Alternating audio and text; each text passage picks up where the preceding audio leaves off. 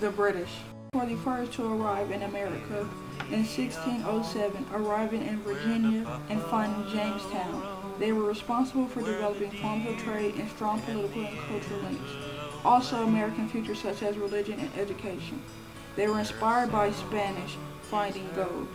Their religion was the Church of England. Scottish were second in line to arrive in 1611. They developed their own distinctive patterns rather than accustoming to American patterns like British. And more came in 1660 to get land that was taken from their natives. They were Presbyterians, freedom of religion. Their religion was Protestantism, or Catholic. Where seldom is heard a discouraging word, and the sky is not clouded all day. The Irish came during the 1830s during the era of good feelings and came to work on the Erie Canal, then later onto the railroads. Mid-1840s, more arrived because of the potato famine, which destroyed the staple of the Irish crops, which they relied on solely because it was cheap. Unlike the first group, they had no skills, no money, no education, and few clothes. Their religion was Roman Catholic.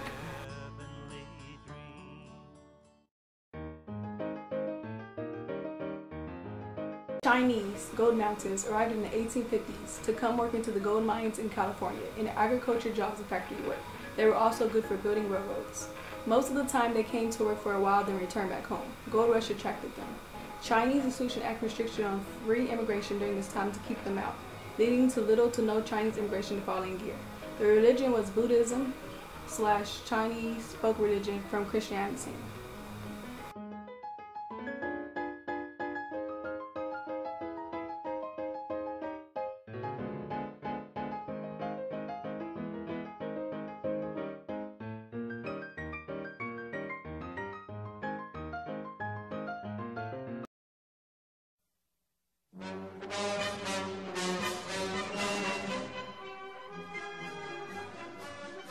Nativism implies a favoring of native inhabitants and a prejudice towards outsiders, particularly foreigners. Americans frequently lapse into nativism during times of economic decline, warfare, and heavy immigration, when they feel economically, socially, and politically threatened by new as well as long-standing foreigners.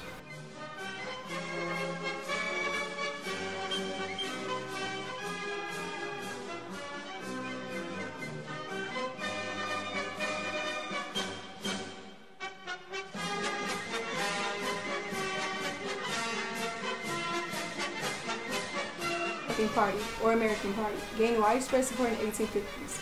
The party's platform called for restrictions on immigrants, including withdrawing the right to vote. When asked about the party's platform, members were supposed to reply that they knew nothing, hence the name.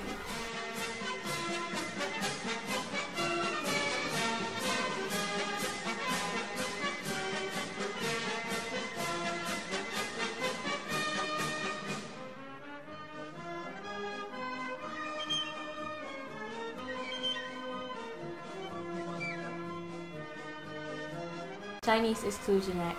The discovery of gold in 1849 attracted a lot of Chinese, men especially. The economic competition they had in gold fields motivated white American miners to pass a miners' tax to push Chinese out of the Sierra Nevada mountains, where most of the gold was located. The Chinese became business owners and railroad workers in the late 1860s and 1870s and established Chinatowns in western cities to survive economically. Chinese sentiment grew in California because of bitterness. The movement received widespread support from the Irish working class and was led by Dennis Kearney, an Irish worker and political activist in San Francisco. The anti-Chinese movement drew strong support from unions and newspapers across the nation. The Knights of Labor, a popular labor union, pushed Congress in the late 1870s to restrict Chinese competition with white workers. Congress eventually passed a bill known as the Chinese Exclusion Act in 1882, restricting the immigration of Chinese into the United States to only a few individuals each year.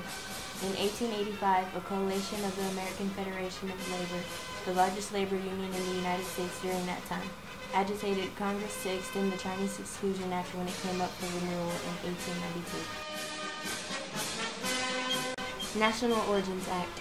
In 1924, Congress passed a discriminatory immigration law that restricted the immigration of Southern and Eastern Europeans and practically excluded Asians and other non-whites from entry into the United States.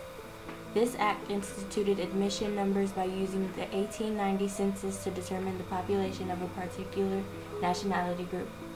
The government then only allowed 2% of that population into the nation. In addition, the act completely barred immigration for all those whom the Supreme Court prohibited from obtaining U.S. citizenship, specifically Asians. The National Origins Act drastically lowered the annual number of immigration from 358,000 to 164,000. Congress abolished the national origins quota system in the 1960s.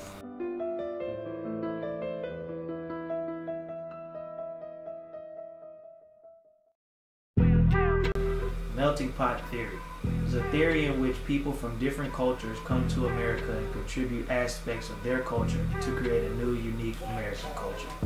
The result is that contributions from many cultures are not distinguishable from one another and are effectively melted together.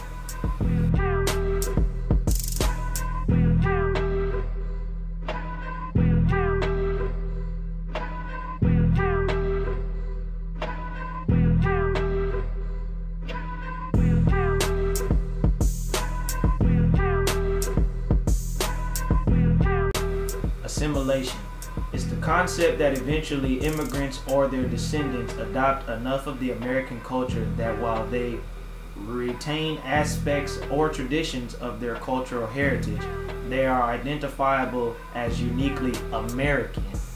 Most of all, these cultural traditions have been replaced with American traditions.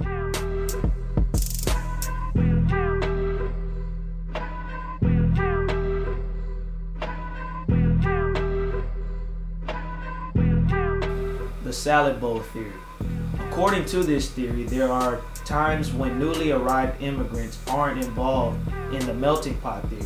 Instead, they retain their culture. The unique characteristics of each culture are still identifiable within the larger American society, much like the ingredients in a salad are still identifiable, yet contribute to the overall makeup of the salad bowl.